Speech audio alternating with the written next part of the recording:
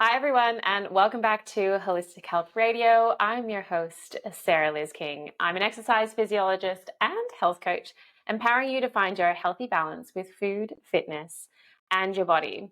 Through my one-to-one and group coaching programs, both myself and my team help women regain their periods, find food freedom, and have a healthier relationship with exercise, all while gaining body confidence.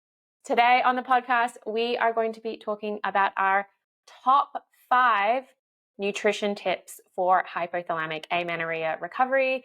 And joining me to have this wonderful discussion is not only the emotional support dog, Henry Dean, but also Elyse. Welcome back. Thanks for having me, Sarah. Henry is doing a great job at emotionally supporting us today. Yeah. He looks so regal in his little jumper as well. It's been a little while since we've done a podcast together, so I'm excited to have this chat. In particular today, and we're going to have a whole series of our top tips, but today we're focusing mostly on nutrition. So we're going to dive straight in with tip number 1, which is to eat a nourishing breakfast within your first hour of waking up. Now, this is oftentimes one of the very first tips that we're telling clients. Do you want to run through why we kind of recommend this for HA recovery? Yeah, absolutely. So one of the biggest reasons we recommend eating within that first hour of waking is because while we're asleep, our body's fasting. So it's utilizing all that energy from the day before. So when we wake up, we really want to restore that energy availability because it does really set us off on the right foot to make sure that we're in an energy surplus for the rest of the day. Yeah. I also think mentally it just sets you up so well to make better choices throughout the day. I think oftentimes people who have that strained relationship with food, you fall into this rut of going, well, I'm not hungry, so I don't need to eat. But when you're undernourished, your body's hunger signals are so warped and they're not readily reliable in those first few months of renourishing your body. So, making that decision to get up, to make yourself a nourishing breakfast helps you kind of go, okay, this is the practice that's actually going to help my body in the long run get back to regular hunger, reliable hunger signals. Because hands down, I didn't feel hungry when I first used to wake up. And now it's like without a doubt, wake up in the morning and I am like so ready to go for breakfast. But that's because I went through that process of helping my body get back to those reliable hunger cues. But we should probably talk about what a good nourishing breakfast actually looks like. Yeah, absolutely. What's your go-to at the moment? I would say my go-to, it's wintertime here in Australia. Yes. So it's a bit chilly. So I tend to kind of change between what I like in summertime and what I like in wintertime. So right now I am loving making some oats. I'm a lazy girl, so they're microwave oats, I'm not going to lie. Yeah. With milk. I love my add-ins. I think the add-ins really, really make I'm going to ask you about what you put in yours. But for me, I usually make mine like an apple cinnamon flavor. So I do like 1 chopped apple, oats, full cream milk, some like seeds and dried fruit, put it in the microwave. And then I usually top it with nut butter. I put some flax seeds in there. We know how good flax seeds are for hormone health as well. And then I love drizzling over some maple syrup. So that's my winter breakfast that I love. I also love the savory breakfast when I have a little bit more time as well. What's your go-to? Well, I'm pretty similar to you. I've just been on like a massive like stewed apple train. So good. Yeah, delicious, especially for the colder months. Other than that, like my go-tos are probably like frozen berries, like heated up in the microwave with some maple syrup. I also include chia seeds in mine, yeah. so similar to your flax seeds. Yeah. And then I always crush some wheat bix over the top of it, along with my yogurt, full cream. Yeah. Yogurt. And I think that's probably another game changer is like getting on board with the full cream dairy. Yes. Even though like the flavor profile can be very different to what you're used to if you're used to cooking your oats with water or, having like a lower fat variety of milk, or a lot of like the non-dairy milks that we see are quite low in energy. So that's like another little sneaky tip you can take away from this tip is fall in love with the full cream versions of things because number one, they actually taste amazing. Yes. But they're giving you so much more nutrition within that same volume of food as well. Absolutely. Yeah. So that is our first tip. Make sure you are eating a nourishing breakfast within the first hour of waking, and don't fall into the trap of only having a coffee for breakfast. Because what do we say? Coffee's not a meal. Coffee's not a meal. Moving straight on to our second tip. Take this one away. Yeah, so our second tip is stop delaying your eating just because it isn't the right time. And my goodness, do I relate to this? Yeah. Very, very much. Prior to recovery, for me, it always had to be like a certain time before I could eat. I remember getting like my work schedule, and I'd have lunch scheduled from 11 to 12 on a day, and I'd be like, I can't eat lunch then. That's not actually lunch time. So I think it's really important that you break free from that rigidity around food, and it also allows you to better honor your hunger, whether it's physical or mental. Yeah, that's such a good point as well. I think the whole sentiment within this tip is that your body isn't a clock. I think that's such a strong food rule so many people hold onto that could have made them fall into hypothalamic amenorrhea in the first place, where they might have had a subtle hunger cue, but they looked at their watch and, said, it's not time yet.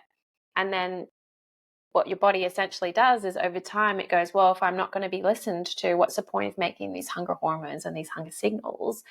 And to save energy, of course, it's going to downregulate those signals and kind of throw your body off a little bit. And that's what we talked about initially with, you might not have those reliable hunger cues. But what you just said before about mental or physical hunger is so important. We know establishing a regular pattern of eating is one of those first steps we work through with clients. But that can often mean some weird and wonderful things kind of fall into the mix of that, which is like getting hungry earlier than you expect. Extreme hunger. Hunger. Also having like a craving for something, or finishing a meal and you might feel physically hungry, but you're not fully satisfied. And that's that mental hunger component as well. And, we often get really curious with our clients about, what might be missing from that particular meal, or if they have certain food rules they're still trying to work through, then that can really kind of sit within this, break free of only eating at certain times, because the end goal here is to be eating enough for your body and your mind to physically and mentally recover from this period of restriction, which takes a lot of food, and that can often feel really overwhelming. Yeah, absolutely. Because it does take, like you said, a lot of food to actually restore your energy balance. And I think that's one of the biggest misconceptions with clients and I know for me, I was even talking about this recently with a client, like prior to recovery, I used to be so worried that one wrong meal or one larger meal would cause weight gain. And that was my biggest fear. And then when I went through recovery and I started actually eating more, I realized how hard it actually is to restore that energy balance. Yeah. So in all, what does this mean? Have a regular pattern of eating, number one. However, also respond to those additional cues, physical and mental as well. Yeah.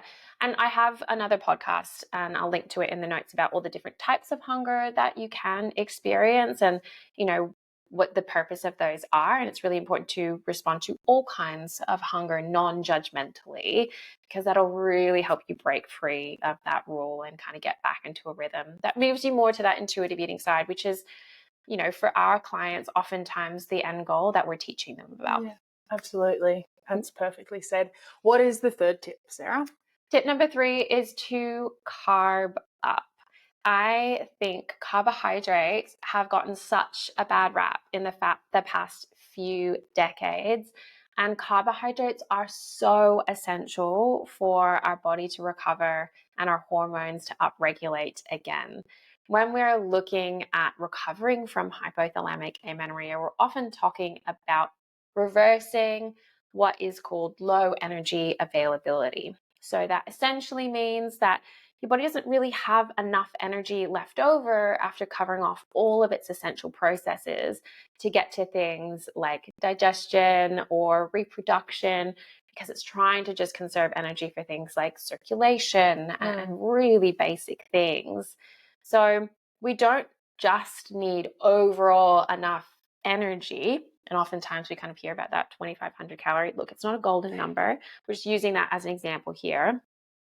But, we've heard so much about intermittent fasting and low carb diets, and people often really demonize carbohydrates. Even complex whole grain carbohydrates get demonized, not let alone kind of more simplified ones. But around 50 to 60% of your total daily energy intake should be from carbohydrate-based foods. And it's actually a challenge to kind of get enough carbs into a day.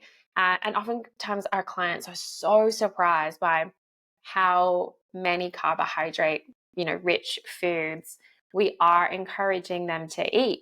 And it's not just for their hormones, but also things like, gut health, concentration, productivity, all those kinds of things. So can you give us some examples of your favorite kind of carbohydrates that you recommend? I think we kind of nail it at breakfast, but I think the one that is often a really tricky point is lunchtime. Oh, lunch, absolutely. I feel like all of my clients come to me and they struggle with lunch. Every other meal we can wrap our heads around. Honestly, the simplest thing and it gives me so much joy to actually be able to have a sandwich. Yeah. With so real good. bread.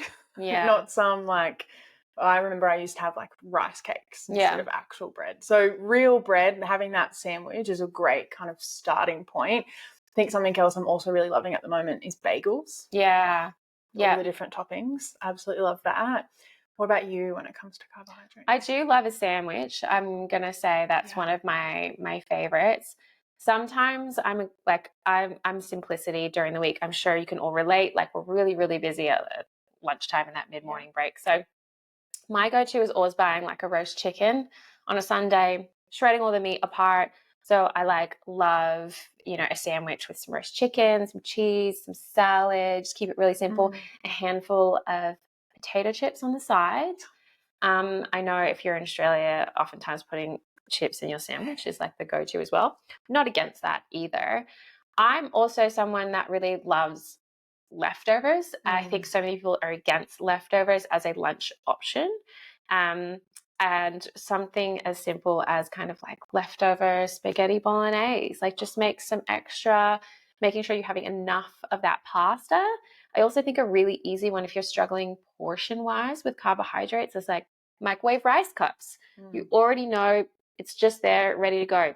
Similar like with a couple of slices of bread, like 2 slices of bread, some chips, a piece of fruit on the side, you're going to get enough carbohydrates. But doing things like rice cakes or, the smallest wrap that you can find, you're really shortchanging yourself in the carbohydrate department. And it's not just with main meals, it's making sure that you're having enough of those kinds of foods at your snacks as well. And in our group coaching program, we go through how you can create meals and snacks that have enough of those carbohydrate-rich foods without having to count or look at reading packets and things like that, which I think is really helpful. Yeah, we created those meal and snack guides, obviously, with your assistance. Yeah, yes, absolutely. And I think another point too, when we're talking about carbohydrates, is to also not only intake whole grain foods, because they're very high in fiber. Obviously, they're good for us, but you can have too much of it and it can make you feel really uncomfortable. You might already be feeling uncomfortable because you're starting to eat more and your digestion isn't used to it. So actually going for more like refined processed versions, like white bread instead of whole grain or white rice instead of brown rice, can really help ease your digestion and not cause you to feel so full all the time and still help you meet your energy requirements. Yeah. And, a separate podcast to talk about things like how much sugar is demonized. Yeah. But actually, foods that have a level of processing are so beneficial during this particular time.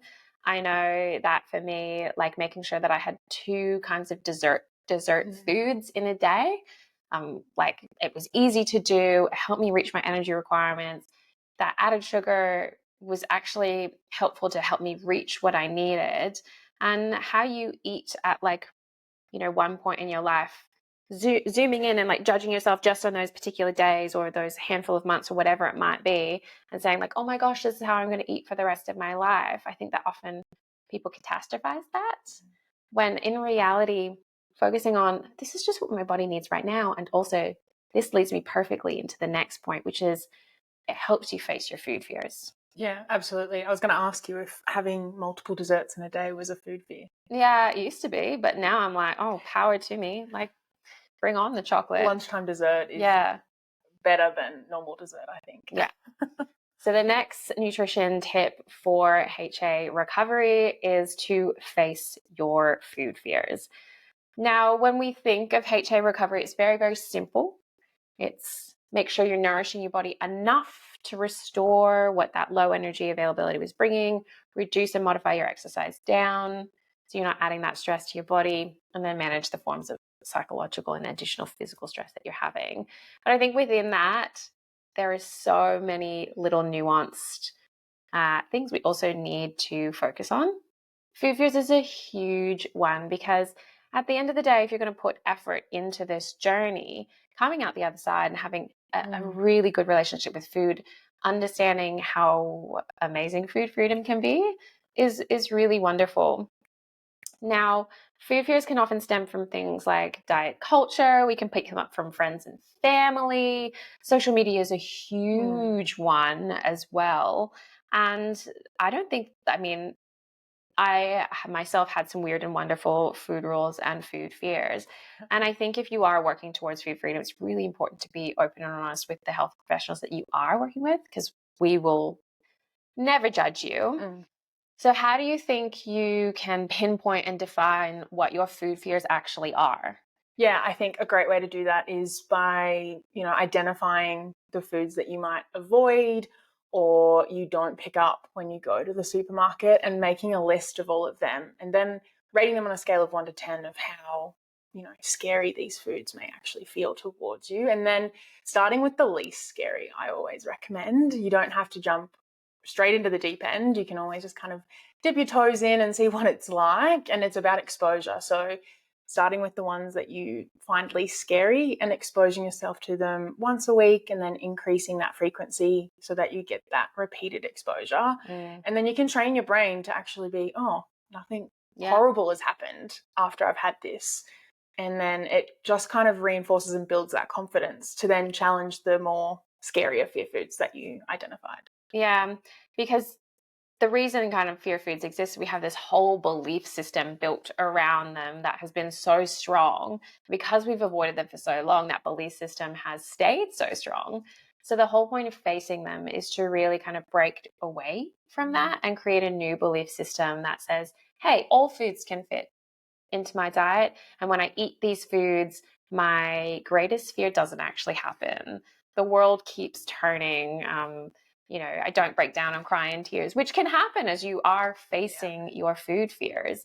But it does require support and it does require consistency. It's not enough to go out and have one croissant and be like, well, that was delightful, and then never do it again. It requires you to have these things consistently over a period of time and realize, hey, I can do this. My confidence to eat this has improved greatly. And it also increases something else that is so wonderful, which is the variety that you have in your diet as well. Now, the last and final tip, do you want to dive into this one? Sure, we can get into it. So the last tip is notice and nip any sneaking restriction in the bud. So when you start to increase your food intake and you start challenging your fear foods, sometimes we can have these hidden behaviors that we kind of are in denial a little bit about. Yeah. What kind of behaviors have you seen with clients? And look, I think when you start recovery, you can be so motivated and you'd be like, yes, I'm diving straight in. I'm going to make X, Y, and Z nutrition changes. And so while you might increase the amount that you're eating at one meal, subconsciously, you might get to a later point in the day where you're not that hungry and you don't see the benefit of staying consistent with, a sufficient, adequate snack, or you are more comfortable going out to eat or grabbing something on the run, but subconsciously there might be compensation with how much movement you're doing, whether that's structured movement or like maybe some sneaky incidental movement. So those are some of the things that I often see. There are also really, really some subtle hidden ones, like not owning up to hunger that might actually be there, even when you feel like you are eating more. I think that's such a big one. And that is still a sneaky form of restriction because it's not honoring the cues that are coming up with your hunger. And, you know, I think there's a double-edged sword to the all-in approach for hypothalamic amenorrhea recovery. And we're both big advocates of consistency. Absolutely. I think all in can kind of, and for any of you that might not know what all in is, that's eating a minimum of 2,500 calories and reducing or stopping all movement. That's really what the term all in means in this space. And I think it can kind of put people off actually recovering because they're like, well, I can't do both of those things right now. So a lot of the times when I talk to my clients, it's like, okay, well, what does all in look like for you right now? Yeah. Maybe it isn't cutting out all movement, or maybe it doesn't look like that specific calorie target. Maybe it looks like eating 3 meals and 3 snacks, or eating every 2-3 hours. And maybe it's reducing that incidental movement that we're doing. So I think kind of taking that, because it's very black and white. You know, that all or nothing kind of mentality with all in. Yeah. And when we're trying to like make sure that we move consistently forward and not let any nutrition changes that we do make lead to these kinds of lapses or restrictions, it's also helpful to know, well, how do I know that that's happening? And I think that's where a coach can be really, really beneficial, because we're often kind of fielding for that in advance, thinking about, well, what are like the thoughts and behaviors that often come up when you think you might be slowly kind of edging back towards restriction. What does that look like? What does that sound like? And we're always asking for those really subtle cues as well, because sometimes you don't even realize that it's happening. It is so subtle and sneaky. But I think if you have a moment to kind of like ask yourself, like, well, what are some of the warning signs I might be slowly kind of moving back to restriction? And what are my next steps to kind of nip this in the bud and get back on track? What does getting back on track look like?